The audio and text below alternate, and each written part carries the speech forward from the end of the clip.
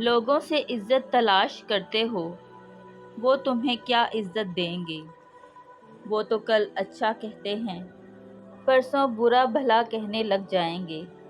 لوگوں کے سامنے اچھا بننے سے بہتر ہے اپنی روحانی زندگی کو آباد کریں، اپنے مسلح کو وقت دیں اور لوگوں سے چھپ کر، تنہا ہو کر اپنے آنسو اپنے رب کی بارگاہ میں پیش کریں، اس کے حضور حاضری دیں۔ ذرا سنو تو یہ حدیث مبارکہ اور اسے یاد رکھنا۔ آپ صلی اللہ علیہ وآلہ وسلم نے فرمایا، اپنے دکھ لوگوں کے سامنے مت بیان کرو، دنیا والوں کے سامنے نہ رویا کرو کہ میں تکلیف میں ہوں۔ اگر تم دنیا والوں کو اپنا دکھ درد سناؤ گے تو یاد رکھو اللہ تعالیٰ کبھی تمہیں غنی نہیں کرے گا۔ یہ لوگ وہ ہیں جو آپ کا مذاق اڑائیں گے۔ اگر آپ کی کسی سے پکی دوستی ہے یا بہت ہی اچھے تعلقات ہیں، جب اگر ایک بار تم نے اس سے مانگ لیا کہ مجھے کچھ رقم چاہیے یا میں بہت ضرورت مند ہوں، تم میری مدد کرو، تو وہیں پر دوستی دھری کی دھری رہ جائے گی۔ لوگوں کے تعلقات تب تک آپ کے ساتھ ہوتے ہیں جب تک آپ کسی سے کوئی ضرورت وابستہ نہیں کرتے۔ اسی لیے اپنے دکھ درد اور تکلیفیں لوگوں کے سامنے مت بیان کرو۔ اگر کسی کے سامنے اپنا دل کھول کے رکھنا ہے تو اپنے رب کی بارگاہ میں پیش کرو، اس سے اپنا تعلق جوڑو، اس کے حضور حاضر ہو اور اپنے دکھ اس کو بتاؤ۔ وہ جلدی کرے یا دیر سے کرے، ساری دنیا سے بے نیاز کر دے گا۔ ایک بزرگ فرماتے ہیں کہ میں نے دعا مانگنے کا طریقہ اپنی بیوی سے سیکھا۔ سیکھنے والے تو بچوں سے بھی سیکھ لیتے ہیں، سیکھنے والا ہونا چاہیے۔ ان بزرگ کے پاس بیٹھے شخص نے پوچھا، حضور وہ کس طرح؟ تو انہوں نے کہا کہ میری بیوی نے مجھے کوئی کام بتایا اور کہا مجھے کچھ پیسوں کی ضرورت ہے، تو میں نے کہا کہ ابھی میرے پاس نہیں ہیں، جب ہوتے ہیں تو دے دوں گا۔ عورتوں کی عادت ہوتی ہے کہ وہ یاد کراتی ہیں، اور کچھ دنوں کے بعد اس نے کہا میں نے آپ سے کچھ پیسوں کا کہا تھا۔ میں نے اس سے یہی کہا کہ ابھی میرے پاس نہیں ہیں، جب آئیں گے تو دوں گا۔ کچھ دنوں کے بعد میں بھول گیا۔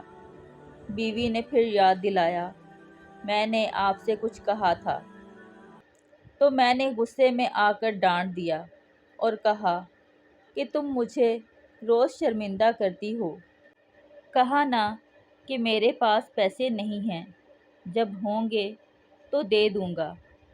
بزرگ فرماتے ہیں کہ پہلے تو بیوی نے میری ڈانٹ سن کر صبر کا مظاہرہ کیا اور چپ ہو گئی، پھر میرے سخت الفاظ نے اس کی آنکھوں میں آنسو پیدا کر دیے۔ پھر اس نے اپنے آنسو صاف کرتے ہوئے ایک جملہ بولا تو میں رو پڑا اور مجھے رب سے مانگنے کا طریقہ آ گیا۔ مجھ سے کہنے لگی، حضرت آپ نے مجھے ڈانٹا اور میں نے سہ لیا، لیکن آپ ہی مجھے بتائیں کہ اگر آپ سے نہ مانگوں تو پھر کس سے جا کر کہوں؟ جب بیوی نے مجھ سے یہ کہا تو میں اتنا رویا اور تڑپا اور روتے روتے میری سسکیاں بن گئیں۔ بیوی نے مجھ سے کہا کہ آپ کو کیا ہوا؟ تو میں نے کہا کہ مجھے دعا مانگنا آ گئی ہے۔ جب میں کہوں گا اللہ تو ہی میرا رب ہے، تجھ سے نہ کہوں تو کس سے کہوں؟ میں کیوں کسی سے سوال کروں؟ میں کیوں کسی دنیا دار سے مانگوں؟ میں تیرے نیک بندوں کا وسیلہ لے کر، تیرے محبوب کی غلامی لے کر تیری بارگاہ میں آیا ہوں۔ تجھ سے نہ مانگوں تو کس سے مانگوں؟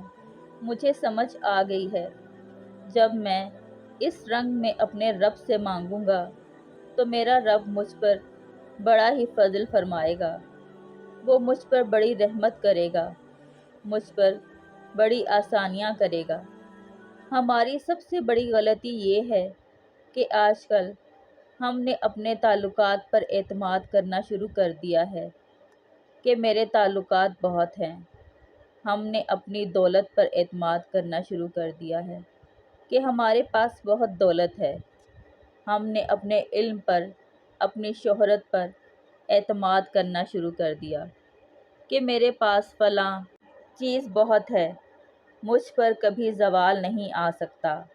یاد رکھو، جب بے نیاز اپنی صرف بے نیازی دکھاتا ہے تو بڑی دولتوں والے مجبور نظر آتے ہیں، لیکن جب انسان کا تعلق اپنے رب سے جڑ جائے تو غم بھی کچھ نہیں لگتے اور پریشانیاں بھی کچھ نہیں کہتی۔ پھر تو زندگی صبر والی اور توکل والی اور بھروسے والی ہو جاتی ہے۔ پھر انسان خود کو رسوا نہیں کرتا، دنیا داروں سے ختم ہو جاتی ہے، امیدیں اللہ اور اس کے رسول صلی اللہ علیہ وآلہ وسلم سے لگا لیتا ہے، مضبوط اور طاقتور ہو جاتا ہے، خوددار ہو جاتا ہے، باوقار باعزت ہو جاتا ہے۔ ایک دفعہ کا ذکر ہے کہ حضرت بہلول دانا رحمۃ اللہ علیہ بیٹھے تھے اور حضرت ہارون رشید حج کر کے آ رہے تھے۔ راستے میں حضرت شیخ سے ملاقات ہوئی تو السلام علیکم کے بعد کہنے لگے، حضور کچھ حکم ہو تو بتائیے گا۔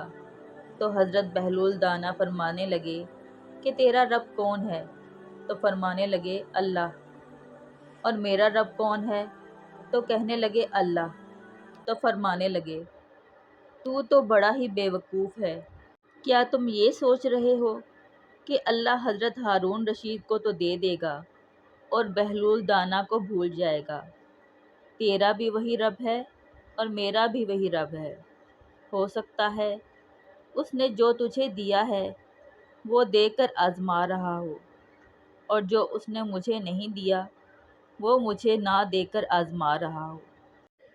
جب اس کی حکمت کے تقاضے پورے ہو گئے تو عطا کر دے گا۔ تو جا کے اپنا کام کر۔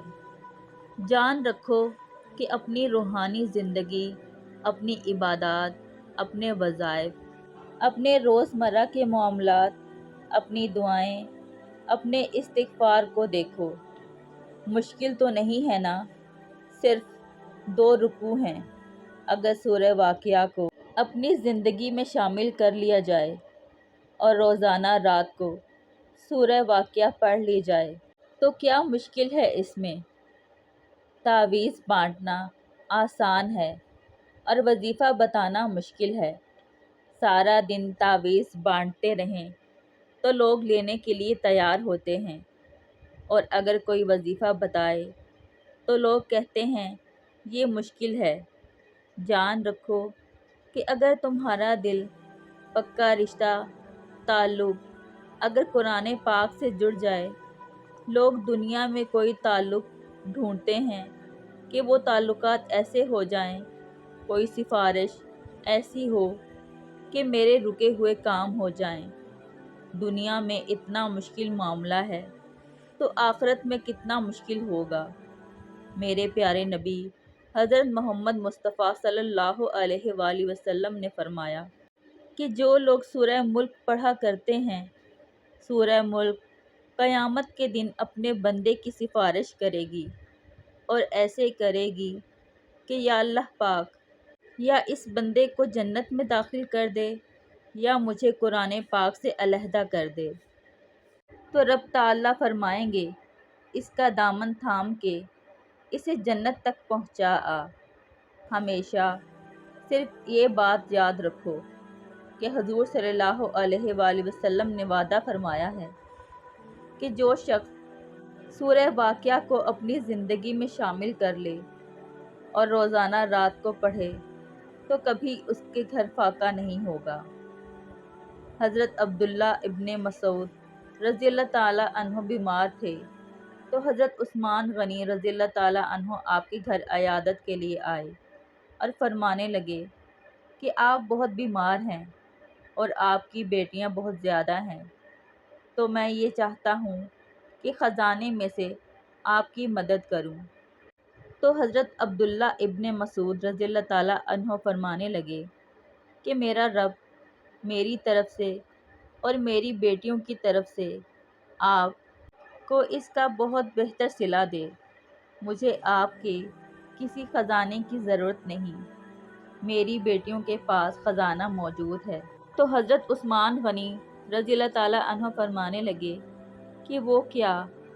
تو حضرت عبداللہ ابن مسعود رضی اللہ تعالیٰ عنہ فرمانے لگے کہ میرے نبی کریم صلی اللہ علیہ وآلہ وسلم نے فرمایا ہے کہ جو شخص رات کو سورہ واقعہ پڑھ لے تو اسے کبھی فاقہ نہیں آتا۔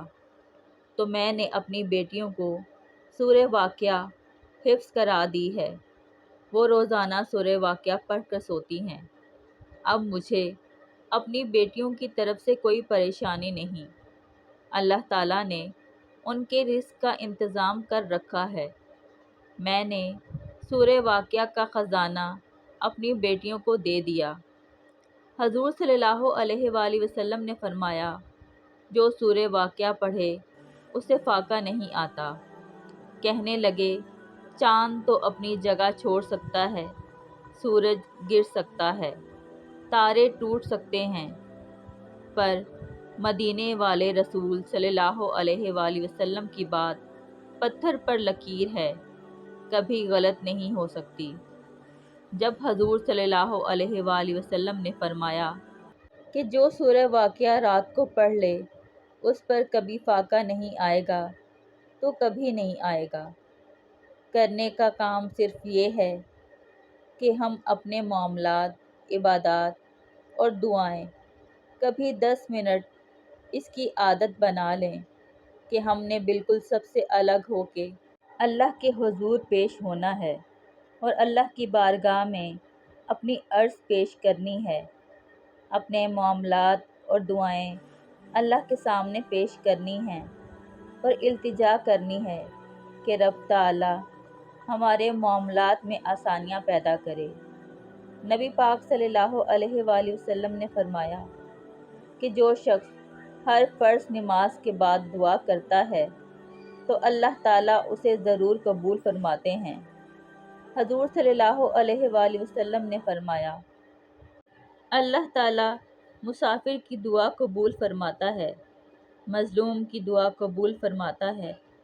حضور صلی اللہ علیہ وآلہ وسلم نے فرمایا بیمار سے دعا کراؤ، اللہ بیمار کی دعا قبول فرماتا ہے، اور ماں باپ کی دعا کا تو کوئی نعم البدل ہی نہیں۔ جب ماں باپ اپنے ہاتھ اٹھا کے اپنی اولاد کے لیے اللہ کی بارگاہ میں گڑ گڑاتے ہیں تو ان کی تو دعا کبھی رد ہو ہی نہیں سکتی۔ بس کرنے کا کام صرف یہی ہے کہ ایک بار آپ اپنا تعلق اللہ تعالیٰ کے ساتھ بنا کر تو دیکھو، دعا کے ساتھ، عبادت کے ساتھ، مصلی کے ساتھ کثرت سے استغفار پڑھیں۔ اگر ایسا کرو گے تو یہ کیسے ہو سکتا ہے کہ تمہارا رب تمہارا ہاتھ نہ تھامے اور تمہیں بے یار و مددگار چھوڑ دے، کیونکہ اسی بات میں زندگی کی حقیقت ہے اور دنیا اور آخرت کی کامیابی کا راز پوشیدہ ہے کہ جس کا رب اس کا سب۔ بے شک